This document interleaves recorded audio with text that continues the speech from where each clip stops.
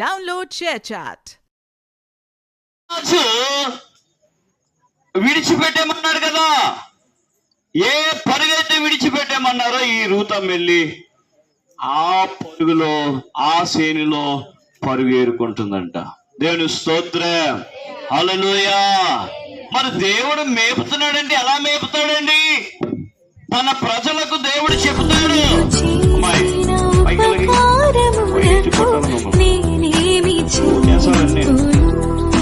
దేవుని మాట ఏమని చెప్తుందో తెలుసా? మీరు చేసే పనులు, మీరుండేటువంటి విషయాలు అవన్నీ కూడా నాకు తెలుసు. ఇప్పుడు బోయాజు ఆ పరుగు వదిలేమన్నాడు కదా, ఈ రూతమ్మ చాలా దీనస్థితిలో ఉంది. ఈ రూతమ్మ చాలా భర్త లేని స్థితిలో ఉంది. ఈ రూతమ్మ దిక్కులేని స్థితిలో ఉంది. బోయాజు ఎప్పుడైతే పొలంలో తన పనివారికి చెప్పాడో, ఇప్పుడు అన్ని మిషన్ వచ్చేసినాయి. ఊడు పొలాల్లోకి వెళ్ళి, వృద్ధులు వెళ్ళి, దిక్కులేని వాళ్ళు వెళ్ళి ఊడు పొలం అంతా కూడా వదిలేసిన ఈనులను ఏరుకుంటే వారికి 5 బస్తాలు ధాన్యం అయ్యేవంట. సంవత్సరానికి 5 బస్తాలు ధాన్యం చాలు ఇద్దరు కుటుంబానికి. భార్యకి భర్తకి 5 బస్తాలు ధాన్యం చాలు ఒక్క సంవత్సరానికి. హల్లెలూయా, హల్లెలూయా. పల్లివేలు కొత్తపేటలో నాకు ఒక కుటుంబం ఉంది. వాళ్ళు ధాన్యము విస్తారముగా పండిస్తారు. నేను ఎప్పుడు క్రిస్మస్ చేసినా వాళ్ళు పండించినటువంటి ధాన్యంలో అటుకులు ఆడించి నా క్రిస్మస్ లో పలహారంలా పంచిపెడతారు. దేవుని స్తోత్రం. పాస్టర్ గారు, మా కోసం ప్రార్థన చేయండి, దేవుడు మాకు ఇచ్చినటువంటి ఈ వరి పంటను దేవుడు ఆశీర్వదించాలి, వాటి కొరకు ప్రార్థన చేయండి అని చెప్తారు. నేను చెప్పగలదు వాళ్ళకి, ప్రతి సంవత్సరం క్రిస్మస్ ఆటోమేటిక్ గా పనిచేస్తారు. నేను క్రిస్మస్ అంతా అయిపోయిన తర్వాత తెల్లవారుజామున 3ంటికి అటుకులు ఇలా పట్టండి అంటాను మా చర్చి విశ్వాసం. పంచిపెట్టేసిన తర్వాత మిగిలిన అటుకులు తండి అని అంటాను. కొంచెం అన్నా తినకపోతే తృప్తి అవ్వదు నాకు. హల్లెలూయా. మేపడం అంటే ఎలా మేపుతాడు? ఆకాశంలో ఆయన ఉన్నాడు, భూమి కింద మనం ఉన్నాము, ఆయన ప్రేరేపిస్తాడు. ప్రియులారా, యెహెజ్కేలు 34వ అధ్యాయంలో అదో చెప్తుంది. ఏమని చెప్తుందండి? నేను మంచి మేతగల చోట వాటిని మేపెదను, ఇశ్రాయేలీయుల యొక్క ఉన్నత స్థలము మీద వాటికి దొడ్డు ఏర్పరిచెదను, అక్కడ అవి మంచి దొడ్డులో పండుకొనెను. ఇశ్రాయేలీయులు పర్వతం మీద బలమైన మేతగల స్థలమందు అవి మేయును. దేవుడు అడుగు జాడలలో మనం వెళితే, దేవుడు చెప్పినటువంటి సత్మార్గంలోనికి మనం వెళితే ఎంత భాగ్యమును దేవుడు ఇస్తున్నాడో చూశారండి? ఎంత అదృష్టమును దేవుడు ఇస్తున్నాడో చూసారా? ఆయన ఇశ్రాయేలీల పర్వతం మీద మేతను పెట్టి ఆ మేతలోనికి మనల్ని నడిపిస్తున్నాడండి. మనకి కావలసింది దేవుని ఆహారం. ఇశ్రాయేలు ప్రజలను దేవుడు పరలోకములో నుండి మన్నాను ఇచ్చి వారిని మేపాడు. దేవుడు ఇశ్రాయేలు ప్రజల్ని మన్నాతో వారిని తృప్తిపరిచాడు. కొంతమంది మన్నా తినేసి ఆ ఐగుప్తులోనే బాగుంది, ఏంటి పనికిమాల పని అంతా చేసిన తర్వాత, దాసి పని చేసిన తర్వాత ఐగుప్తు రాజు వారికి భోజనం పెట్టేవాడంట. ఇక్కడేమో ప్రార్థన చేస్తే చాలు ఆకాశంలోంచి మన్నా వచ్చి పడిపోయేదంట. వీళ్ళు ఈ మన్నా కోసం మానేసి ఎక్కడి కోసం మాట్లాడుతున్నారు? దాసత్వం, దరిద్రం. నిజమేనండి, ఒక్కొక్కసారి ఒకటి తొడుగుపోయి ఒకటి తడుగుకుంటా, ఒక్కోసారి అసలైన వదిలేసి, అసలైన ఆశీర్వాదాన్ని వదిలేసి వేరే వేరే వాటి కొరకు ఎదురు చూస్తూ ఉంటారు. ప్రియులారా, దేవుని వాక్యం చెప్తుంది, నేను వాటిని ఉన్నతమైన స్థలము దగ్గరికి తీసుకుని వెళ్తాను. ఉన్నతమైన స్థలము దగ్గరికి నేను తీసుకుని వెళ్తాను. దేవుని చేయి పట్టుకుంటున్నాడు. తీసుకెళ్ళాలంటే ఆయన చేయి పట్టుకోవాలి కదండి. ఈ ఏనుగు 100 ముద్దలు తినేసిన తర్వాత ఒక ముద్ద విడిచిపెట్టింది అనుకో, 1000 సీమలు ఎలా బ్రతుకుతాయో, మనం సంపాదించేసిన తర్వాత దీనుల కొరకు, ఎందుకు పనికిరాని వాళ్ళు ఉంటారు చూసారో వాళ్ళ కొరకు అప్పుడప్పుడు ఒక్కొక్క ముద్ద పెట్టాలి. ఏనుగు ముద్ద విడిచిపెడితే సీమలు ఎలా బ్రతుకుతాయో అలాగే దేవుడు మనము సంపాదించిన దాంట్లోనికి కొంత దేవునికి ఇస్తే దేవుడు ఆశీర్వదిస్తాడు. మన తల్లిదండ్రులు చనిపోయారు అనుకోండి, మహా అయితే 1 సంవత్సరం జ్ఞాపకం చేసుకుంటాం, 2వ సంవత్సరం జ్ఞాపకం చేసుకుంటాం, 3వ సంవత్సరం ఇంకా వాళ్ళని మనం జ్ఞాపకం చేసుకోం. కానీ వాళ్ళ పేరు చెప్పి ఎక్కడో దిక్కున కొంచెం భోజనమో, లేదా వాళ్ళ పేరు చెప్పి ఎక్కడో దిక్కున ఒక 2-3 మొక్కలో పాతితే అది ఆశీర్వాదం. హల్లెలూయా, హల్లెలూయా. దేవుని వాక్యం ఏమని చెప్తుందో తెలుసా ప్రియులారా? నేను మేపుతాను. ఈ గొర్రెలను దేవుడు మేపుతున్నాడు. ఈ గొర్రెలకు దేవుడు బలమునిస్తున్నాడు. ఇంకా మనం చదివితే ప్రియులారా, 15వ వచనం చదివాం కదా, 16వ వచనములో తప్పుపోయిన దానిని నేను వెతికెదను, తోలువేసిన దానిని మరలా తోలుకుని వచ్చేదను, గాయపడిన దానికి కట్టుకట్టెదను, దుర్భరముగా ఉన్న దానిని బలపరిచెదను, అయితే కొవ్విన వాటిని బలము గల వాటికి శిక్షయు మేత పెట్టి లయపరిచేదను. నా మంద మీ విషయమై దేవుడని యెహోవా నేను సెలవిచ్చినది ఏమనగా, గొర్రెలకును మధ్యను, గొర్రెలకు పొట్టేలకు మధ్యను, గొర్రెలకు మేకపోతులకు మధ్యను భేదము కనుగొని నేను తీర్పు తీర్చెదను. హల్లెలూయా. ఆయన కనుగొను దేవుడు. గొర్రెలు ఏమిటో ఆయనకు తెలుసు, తోడేళ్ళు ఏమిటో ఆయనకు తెలుసు, మేకపోతులు ఏమిటో ఆయనకు తెలుసు, దుర్లభమైనది ఏమిటో ఆయనకు తెలుసు, గాయపడినది ఏమిటో ఆయనకు తెలుసు, ఎవరు ఎలాగ ఉన్నారు ఆయనకు తెలుసు. ఈవేళ ప్రియులరా, దేవుని వాక్యం ఏమని చెప్తుందో తెలుసా? నేను మిమ్మలను మేపుతాను, నేను మిమ్మలను పోషిస్తాను. ఎక్కడికి తీసుకెళ్తాను అంటున్నాడు ఆయన? 23వ కీర్తనలు అంటాడు కదా, యెహోవా నా కాపురి, నాకు లేము కలగదు, ఆయన నన్ను పచ్చిక గల మైదానములోనికి నన్ను నడిపిస్తాడు. పచ్చిక గల మైదానములోనికి దేవుడు నడిపిస్తాడు. అబ్రహాము అటు హాయికి ఇటు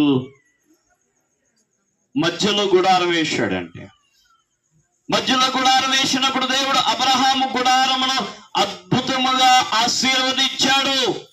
ఈవేళ ఒక కుటుంబం వెళ్ళాలంటే ఒక నెలకి ఆ కుటుంబానికి కనీసం ఒక 50,000 రూపాయలు ఉంటేనే కానీ ఆ కుటుంబాన్ని మనం పెంచలేమండి. అర్థమవుతుందండి? ఇది వరకు రోజులు కాదు. ఇంకా నయం, గవర్నమెంట్ మనకి ఏదో విధంగా రేషనో ఏదైనా ఇస్తుంది, లేకపోతే కుటుంబంలో ఆదాయం అనేది ఎవరి దగ్గర లేదు ప్రియులరా. ఈ రోజున సగటు కుటుంబం బ్రతకాలంటే మినిమం 50,000 రూపాయలు కావాలి.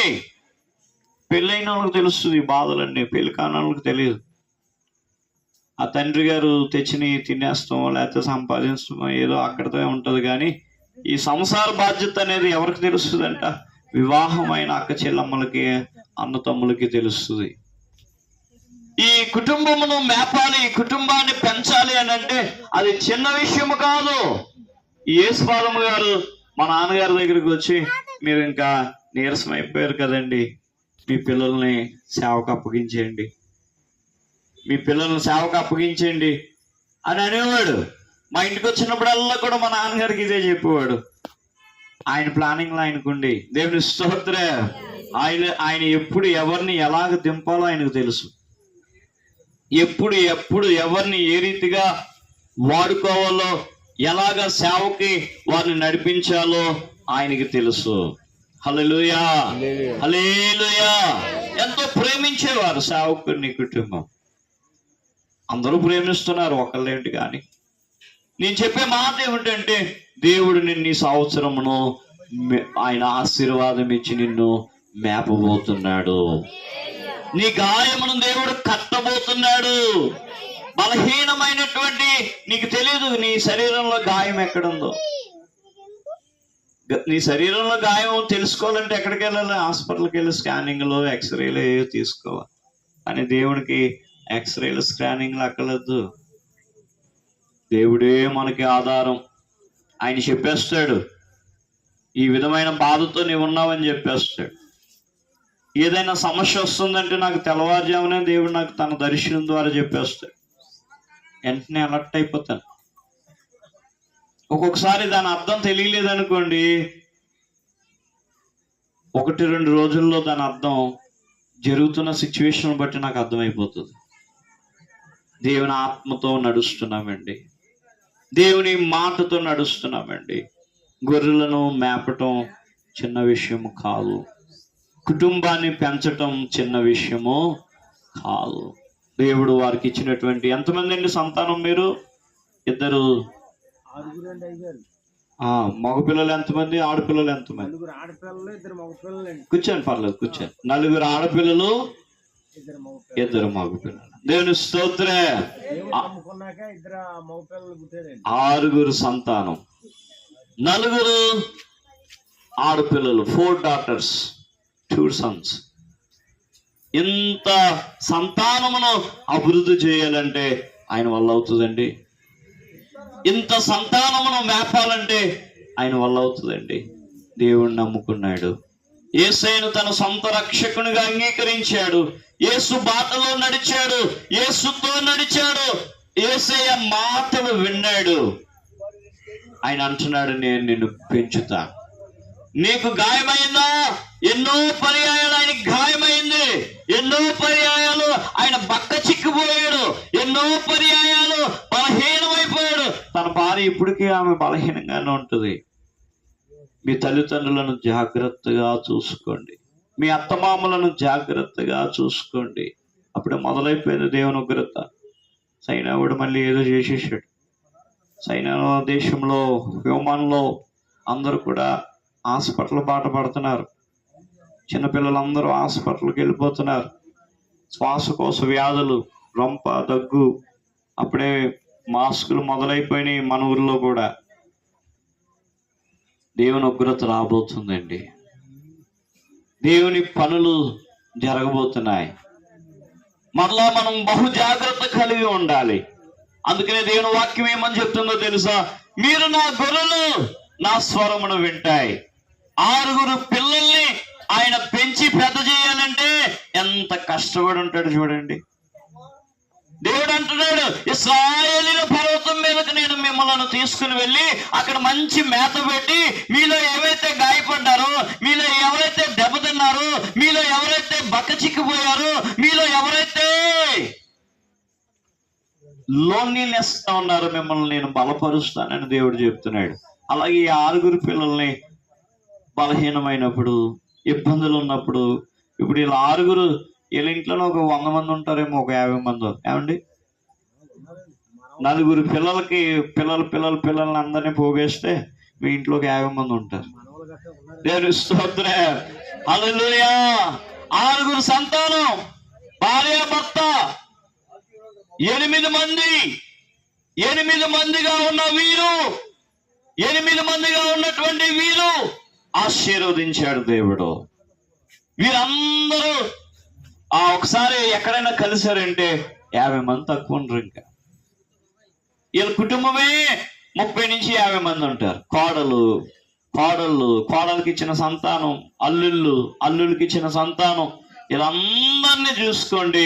దేవుని మాట చెబుతుంది, నేను నిన్ను పోషిస్తాను, నేను నిన్ను పెంచుతాను, నేను నిన్ను మేపుతాను.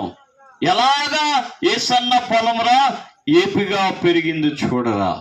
అందులో గుంట నక్కలు వస్తాయి, అందులో చిత్తగారిత నక్కలు వస్తాయి, అందులో పాడు చేయి నక్కలు వస్తాయి, అందులో ఏమండి రకరకాలైనవి అందులో ఉంటాయి.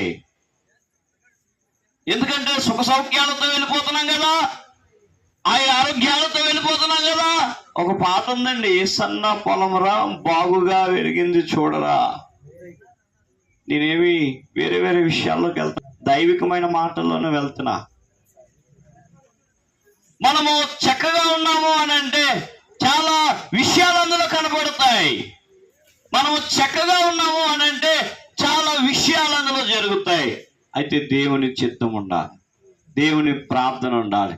దేవుని యొక్క చిత్తాన్ని బట్టి మనం వెళ్ళామనుకోండి, ఎవరు ఎన్ని కలహాలు పెట్టినా, ఎవరెన్ని శోధనలు పెట్టినా, ఎవరెన్ని బాధలు పెట్టినా, ఎవరెన్ని విధానాలు చేసినా అవన్నీ కూడా దేవుని ముందు పెటాపెంచలైపోతాయండి. ఆయనే చూసుకుంటాడు. యెహోవా ఈరే, యెహోవా నిషి, యెహోవా షమ్మా. కుటుంబంలో రాజకీయం నేర్చుకుంటే ఎక్కడన్నా బతికేచ్చండి. యేసుపాదం గారు ఈ మాట జాగ్రత్తగా ఏంటంటే, కుటుంబంలో మనం రాజకీయం నేర్చుకుంటే ఎక్కడన్నా బ్రతికేచ్చు. ఆయనకే కాదు, మీకు కూడా ఈ మాట చెప్తున్నా. కుటుంబంలో రాజకీయం నేర్చుకున్నావంటే చాలు, నువ్వు ఎక్కడికి వెళ్ళినా బతికేస్తావు. అమ్మతో ఎలా ఉండాలో, తండ్రితో ఎలా ఉండాలో, కుమారునితో ఎలా ఉండాలో, కుమార్తెతో ఎలా ఉండాలో, మనవడితో ఎలా ఉండాలో, మనవరాలతో ఎలా ఉండాలో, ఈ విషయాలను తెలుసుకున్నావంటే ఎక్కడికి వెళ్ళినా బతికేస్తావు. ముందు కుటుంబ రాజకీయాలను మనం తట్టుకోవాలి. దేవుని స్తోత్రం, హల్లెలూయా, హల్లెలూయా. నా ప్రియమైన దేవుని బిడ్డలారా, దేవుని ఆత్మ చెబుతుంది, నేను ఇశ్రాయేలు పర్వతం మీదకు నేను నడిపిస్తాను. అక్కడికి వెళ్ళాలంటే ఎంత ధన్యత అండి. ఎబ్రిల్ రాసిన పత్రికలో ఒకసారి రండి, 3వ అధ్యాయమును మనం చూస్తే ప్రియులరా, ఎబ్రిల్ రాసిన పత్రిక 3వ అధ్యాయంలో ఆయన మేపితే ఎలా ఉంటుందో చూపించేసి ముగించేస్తాను. దేవుని వాక్యములో ప్రియులరా, 9వ అధ్యాయము 2వ వచనాన్ని మనం చదివితే, కొత్త నిబంధన 204వ పేజీ, ఎబ్రిల్ రాసిన పత్రిక 9వ అధ్యాయం 2వ వచనం. అనగా మొదట ఒక గుడారం ఏర్పరచబడిను, అందులో దీపస్తంభమును బల్లయు దాని మీద ఉంచబడిన రొట్టెలు ఉండెను. దానికి అతి పరిశుద్ధమని పేరు. 2వ తెరకు ఆవల అతి పరిశుద్ధ స్థలమును గుడారమును, అందులో సువర్ణ దీపబస్తియు అంతటను బంగారు రేకులతో తాపబడిన నిబంధన మనసము ఉండెను. ఆ మనసములో మన్నగల బంగారు పాత్రయు, చిగురించిన అహరోని చేతికర్రయు, నిబంధన పలకలు ఉండెను. హల్లెలూయా. ఏమున్నాయండి అందులో? చిగురించిన అహరోను చేతికర్ర. ఆ మాటే మనకు కావాలి. హల్లెలూయా. చిగురించిన అహరోను చేతికర్ర, చిగురించిన అహరోను చేతికర్ర. చిగురించిన పుట్ట పాపలమ్మ యేసుపాదముగా మారాడు. ఇప్పుడు ఆయన అహరోను కర్ర ఎలాగైతే చిగురించిందో వారిని దేవుడు చిగురింపజేశాడు. హల్లెలూయా. వారిని దేవుడు చిగురింపజేశాడు. వారి భార్యను చిగురింపజేశాడు, వారి కుమార్తెలను చిగురింపజేశాడు, వారి అల్లులను దేవుడు చిగురింపజేశాడు, వారి కోడళ్లను దేవుడు చిగురింపజేశాడు, వారి మనవరాలను దేవుడు చిగురింపజేశాడు. ఎలక్షన్ వచ్చింది అనుకోండి, ముందు ఏమని చూసి అప్పుడు ఎదరికి వెళ్ళాలి. దేవుని స్తోత్రం. అది చిగురించటము అంటే. చిగురింపజేశాడు. మందసము నీ దగ్గర ఉంటే నువ్వు చిగురించబడతావు. దేవుని మందసము నీలో ఉంటే నువ్వు ఆశీర్వదించబడతావు. దేవుని మందసమునకు నీవు ధూప నైవేద్యం వేస్తే దీవించబడతావు. ఆయన నిన్ను మేపుతున్నాడు. నువ్వు ఆయన మాట వినాలి కదా. మనమేమో ఆయన మాట వినం, మన ఇష్టానుసారంగా వెళ్ళిపోతూ ఉంటాయి. గొర్రెల మీద చూడండి, ఆ రోడ్ల మీద వెళ్తా ఉన్నప్పుడు గొర్రెలు వెళ్తాయి కదా, బండి వస్తుంది కదా అని ఆడు గొర్రెని తిడుతున్నాడో తెలియదు, మనల్ని తిడుతున్నాడో తెలియదు. ఆడి ఇష్టం. ఇంకా అక్కడ మనకు మాత్రం దారి కావాలి. దారి ఇస్తున్నాడు కదా అనుకుంటాం, కానీ ఆ గొర్రెని తిరంగా లేదేంటి, అలా వెళ్తున్నావేంటి అన్నాడు అనుకో. గొర్రెని తిడుతున్నాడో మనల్ని తిడుతున్నాడో తెలుస్తలేదు అక్కడ. దేవుని స్తోత్రం. మేకల కాపురం వెళ్తాడు కదా, మేక అడ్డంగా వెళ్తుంది అనుకో, మనం ఆరుని కట్టాం, అలా వెళ్తామంటే మే అని. అది మేకని తిడుతున్నాడో లేకపోతే మనల్ని తిడుతున్నాడో తెలుస్తలేదు. కొంతమంది స్వభావాలు ఇలా ఉంటాయి. అటు పాస్టర్ గారినైనా చూడరు, ఇటు మాంగారినైనా చూడరు, ఇటు తల్లిదండ్రులని చూడరు, ఇటు చిన్న అని చూడరు, పెద్ద అని చూడరు. రకరకాలైనటువంటి చిక్కులు చికాకులు లోనికి వెళ్ళిపోతూ ఉంటారు. ప్రభువే అలాంటి మనసు గల వారిని మార్చునుగాక. హల్లెలూయా. ఇలాంటి మనసు ఉంటే దేవుడి దగ్గర మనం ఉండలే. అహరోను కర్ర ఎప్పుడు చిగురిస్తుంది అంటే దేవుడు చెప్పినట్టుగా వినాలి, పాపాన్ని విడిచిపెట్టాలి, పాప శాప భోగాలను విడిచిపెట్టాలి. మండపేటలో ఎవరో జనవరి 1 నైట్ రకరకాలైన కోతేశాలన్నీ వేసారండి. ఆ పోలీసు వాడు 10 మందిని పట్టుకుని వెళ్ళి కోర్టులో పెట్టేశాడు. ఆలమూరు కోర్టులో 10 మందికి నెత్తి మీద బురకాయ వేసేసారు, నల్లగుడ్డ కప్పేశారు. కప్పేస్తే ఏం చేశారు రా వీళ్ళంటే, శుభ్రంగా ఓ పలావ్ తెచ్చుకుని ఇంట్లో తినేసి పడుకుంటే వాళ్ళ పేనం హాయిగా ఉండేది. కానీ వాళ్ళు వేసిన కోతేశాలకి వారిని ఎక్కడికి తీసుకెళ్లారు? పోలీస్ స్టేషన్ నుంచి ఆలమూరు కోర్టుకు తీసుకెళ్ళారు. దేవుడు మనల్ని ఎలా దీవిస్తాడండి? దేవుని మాట వినాలి కదండి. దేవుడేమో మనల్ని ఆశీర్వదిస్తానంటున్నాడు, దేవుడేమో మనల్ని దీవిస్తానంటున్నాడు. అహరోను కర్ర ఇక్కడ చిగిరించింది. అహరోను చేతి కర్ర ఏమండి? బంగారు పాత్రయు చిగిరించిన అహరోను చేతి కర్ర. కొంతమందికి ఎంత పెట్టినా నిండదు, ఇంకా జీవితాలు అంతే, మారవు. ఇంకా ఒక మంచం మీద ఉన్నాడు, ఆయన కూడా పరిగెట్టుకుని వచ్చేస్తున్నాడు. నలుగురేమో మోసుకుని వస్తున్నారండి. ఇంట్లో కూర్చోవచ్చు కదరా బాబా, 99 ముద్దలు తిన్నావు కదా, ఇంకో ముద్ద తింటే ఏమైపోద్ది? అవి వదిలేస్తే సేవలు బతుకుతాయి కదరా బాబా. లేదు లేదు, ఆ ముద్ద కూడా నాకే కావాలి. ఎందుకురా నీకు అర్థం కదరా బాబా అన్నా కూడా లేదు లేదు లేదు. ఎక్కడ మంచం మీద మంచం మీద ఉన్నా కూడా వీడు ఏం చేస్తున్నాడు? పరిగెత్తేస్తాడు. ఒక్కొక్కసారి మనం ఏం చేస్తామంటే, ఏం చేస్తున్నామో మనకు తెలియదు. 99 ముద్దలు దేవుడు ఇచ్చాడు కదా, అప్పుడప్పుడు బోయాజీ గారి లాగా ఒక్కొక్క ముద్దను ఏం చేయాలి? వదిలేయాలి. అలా వదిలినప్పుడు ఏం బతుకుతాయి? సీమలు బ్రతుకుతాయి. సీమలు అంటే మన భాషలో చెప్పాలంటే మనకన్నా కొంచెం తక్కువగా ఉన్న వాళ్ళు బ్రతుకుతారు. దేవుని స్తోత్రం. ఇక్కడ నెలకు ఒకసారి, 2 నెలలకు ఒకసారి వెళ్తా ఉంటాను, 3 నెలలకు ఒకసారి. వాల్తెమ్మాపురం వెళ్ళే రూట్లో సుంచులు ఉంటారు. సుంచోళ్ళు, సెంచులోలా, సెంచులు,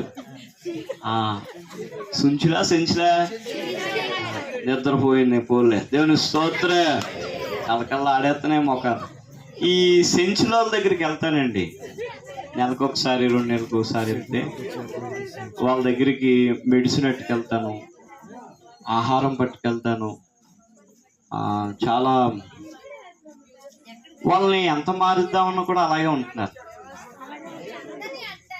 ఎంత మారుద్దామన్నా, ఎంత చెప్పినా, ఎంత చేసినా, అయ్యగారండి మా అమ్మాయి మట్టి తినేస్తుందండి, నీకు పోయే కాలం రాను, నీకు బ్రెడ్ తెచ్చాను, బ్రెడ్ ఇవే బాబు అంటే మట్టి తినేస్తుందండి, మట్టి తినేస్తుందండి మా అమ్మాయి. ఈ చెప్పింది నిజమా కాదా అని ఒకసారి చూస్తే అది నిజంగా మట్టి తినేస్తుంది. 3 సంవత్సరాల పిల్ల, 3 సంవత్సరాల పిల్ల మట్టి తినేస్తుంది. నాకు చాలా బాధ కలిగిందండి. ఇల్లు లేవు, సరైన వసతులు లేవు. వెళ్ళి ప్రార్థన చేసి వస్తూ ఉంటాను, నెలకు, 2 నెలలకు, 3 నెలలకు. ప్రభువారు చెప్తున్న మాట, నేను మిమ్మల్ని మేపుతాను,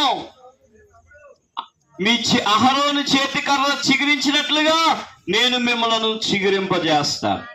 అయితే ఒకరినొకరు ఐక్యత కలిగి ఉండాలి, సమాధానము కలిగి ఉండాలి, చెడుతనమును విడిచిపెట్టాలి, అసూయను విడిచిపెట్టాలి, ఏమండి కొండాలు విడిచిపెట్టాలి. ప్రియులారా, యేసు ప్రభు వారే ఆయన భక్తి జీవితంలోనే ఆయన కొరకు ఎన్నో పేర్లు పెట్టారు. అది విషయాన్ని మర్చిపోకండి. ఆయన ఆదివారం వచ్చి వాక్యం చెప్తుంటే ఆ వాక్యానికి ఎన్నో పేర్లు చెప్పారు. ఆయన ఎవరినైనా స్వస్థపరుస్తుంటే ఆ స్వస్థపరిచిన దానికి ఎన్నో పేర్లు పెట్టేవారు. ఆదివారం నాడు గొర్రె గోతులో పడిపోతే యేసు ప్రభు వారు ఇలా గొర్రెను రక్షిస్తుంటే, ఈవేళ ఆదివారం కదా, మనం చర్చిలో ఉండాలి కదా, ఆ గొర్రెని నువ్వు ఎందుకు రక్షించావు? వీడికి 100 రూపాయలు పడిపోయినాయి అనుకోండి, ఇవాళ చర్చిలో ఉంటాడు, వీడు ఆ 100 ఎక్కడ ఉందని మొత్తం ఇడ్లంతా ఇతికెత్తాడు. ఇలాంటి వాడు వచ్చి ఎవరు చెప్తున్నారు? యేసు ప్రభు వారు చెప్తున్నాడు. మోషే ధర్మశాస్త్ర ప్రకారముగా విశ్రాంతి దినమును మనం ఏ పని చేయకూడదు కదా అంటే, అప్పుడు యేసే అంటాడు, అయ్యా ప్రాణం పోతుందయ్యా, గోతులో ఉందయ్యా, పైకి లేపాలి, 145 కీర్తన 12, 14, 15 వచనములు, యెహోవా పడిపోయిన వారిని లేవనెత్తి వారు, కృంగి ఉన్న వారిని ఉద్ధరించువాడు. ఎవడో వస్తాడు మనల్ని ఉద్ధరిస్తాడని అనుకోవద్దు. నా దేవుడు యేసయ్య, ఆయన నిన్ను లేవనెత్తుతాడు, ఆయన నిన్ను ఉద్ధరిస్తాడు. ఆయన ఆశ్చర్యకార్యం అండి. ఆయన ఎలా ఉద్ధరిస్తాడో తెలియదు, ఆయన ఎలా ఆశీర్వదిస్తాడో తెలియదు, ఎలా బలపరుస్తాడో తెలియదు. మార్వెలస్ థింగ్స్ అవన్నీ కూడా అద్భుతంగా కార్యం జరిగిపోతుంది. అద్భుతంగా దేవుడు దీవించేస్తాడు. అద్భుతంగా దేవుడు ముత్యాల మూటగా మార్చేస్తాడు. ధాన్యాన్ని చూడండి, ఏమండి, ధాన్యాన్ని చూడండి. ఆ ధాన్యం రైతు పండిన తర్వాత కొంచెంతో కొలుస్తూ ఉంటాడు చూసారా? అప్పుడు రైతు ఆ కళ్ళల్లో ఆనందం చూడండి. సంవత్సరం అంతా కష్టపడ్డాను, 6 నెలలు కష్టపడ్డాను, ఆ పంట దేవుడు నాకు ఇచ్చాడని కొంచెంతో కొలుస్తాడు. ఇలా ఇంకో మాట చెప్పనా, మీరు ఎప్పుడైనా కోట బియ్యం అమ్మేస్తే ఆ కొనుక్కున్నవాడు వస్తాడు చూడు, ఆడు కొంచెం పెట్టి కొలిసినప్పుడు చూడండి ఎంత ఆనందపడతాడు. మనం కొంచెం పెట్టి కొలిసే వాళ్ళకు ఆడి ముఖం మాడిపోతుంది. ఆడి దగ్గర ఉన్న కొంచెంతో మాత్రం కొలుసుకున్నాడు అనుకోండి, ఇవాళ మా పంట పండేసిందిరా బాబు, తింగర దొరికేసింది, తింగరోడు దొరికేసాడు. మొత్తం మీద నీది ఒక్క కొంచెం అయితే ఆడిది 2 కొంచాలు అవుతుంది. మన ఒక్క కొంచెంతో కొలిసేమనుకోండి 1 కొంచెం అవుతుంది. అతను 2 కొంచాలతో కొలిసేమనుకోండి, 1 కొంచెంతో కొలిస్తే మన 2 కొంచాలు వెళ్ళిపోతాయి. దాన్ని పెద్దది పెడతాడు, అంచు పెద్దది పెడతాడు. మళ్ళీ అదే కాకుండా కొలిసినప్పుడు మళ్ళీ ఈ 2 ఇలా పైకి పెడతాడు. నేను స్తోత్రం, హల్లెలూయా. మా నారాయణంగ చర్చిలో వాళ్ళు మాసం కొట్టుకు వెళ్ళారు అనుకోండి క్రిస్మస్కి, ఆడంటాడు, పాస్టర్ గారు మీరే రండి, ఆమె పంపకండి పాస్టర్ గారు, మీరే రండి పాస్టర్ గారు అంటే. వీళ్ళు ఏం చేస్తారంటే మా ఖాతా పట్టుకొస్తాం అంటాడు. ఆడంటాడు మా ఖాతాలోనే చూస్తాం అంటాడు. సరే తుయ్ అంటారు. ఈ లోపల వెనకాల నుంచి ఇలా కాటా కట్టేస్తాడు, స్విచ్ కట్టేసి మరి స్విచ్ చేస్తాడు. ఏది కూడా మోసం ఇంత కూడా జరగనివ్వరు. మళ్ళీ వచ్చే సంవత్సరం కొడతావా బాబు అంటే, పాస్టర్ గారు మీరు వస్తే కొడతాను కానీ వాళ్ళు వస్తే కొట్టనండి అంటే. నేనేం చేస్తానంటే ముందు నీ పురవాయిం చేసి ఈయన కాటాకాడికి పంపిస్తాను. ఆ మాసం అంతా తెచ్చేసిన తర్వాత అప్పుడు వెళ్ళి డబ్బులు కడతాను. ఎరా బాగా కొట్టాడా? బాగా కొట్టాడండి పాస్టర్ గారు. సరే డబ్బులు ఇచ్చానా? ఇచ్చాను, పర్లేదు, బాగానే కొట్టాడు. కాటాలో మోసం లేదు, నరికినప్పుడు మోసం లేదు. కింద బకెట్ ఎడతాడు, దాని నిండా నీళ్ళు ఎడతాడు, ఇలా నరుగుతాడు, మొక్క ఇలా లోన ఆడేస్తాడు. మనం అదే చూస్తాం. ఈ లోపల 4 మొక్కలు ఇందులోకి వెళ్ళిపోతాయి. బకెట్ కనపడదు, బకెట్ నిండా నీళ్ళు ఉంటాయి. లోకం అంతా ఏమైపోయింది? మోసం. ఎవరు ధర్మకాటతో కొలుస్తారు? ఎవరు నిన్ను ధర్మంగా చూస్తారు? నా యేసయ్య నిన్ను పెంచుతానంటున్నాడు, మేపుతానంటున్నాడు, పరలోక రాజ్యంలో ఉన్నటువంటి కొండ మీదకి తీసుకుని వెళ్తానంటున్నాడు, కొండ తేనెతో నేను నిన్ను ఆశీర్వదిస్తానంటున్నాడు, మంచి గోధుమలతో నేను నిన్ను దీవిస్తానంటున్నాడు. కళ్ళు మూసుకోండి, ప్రార్థన చేద్దాం. మన మధ్యలో తిమోతి గారు ప్రార్థనలో నడిపిస్తారు. వైరల్గా ఉండి మోకరించండి, చేసుకుందాం. పరిశుద్ధుడైన తండ్రి, ప్రేమ స్వరూప తండ్రి, వందనాలు, స్తోత్రాలు.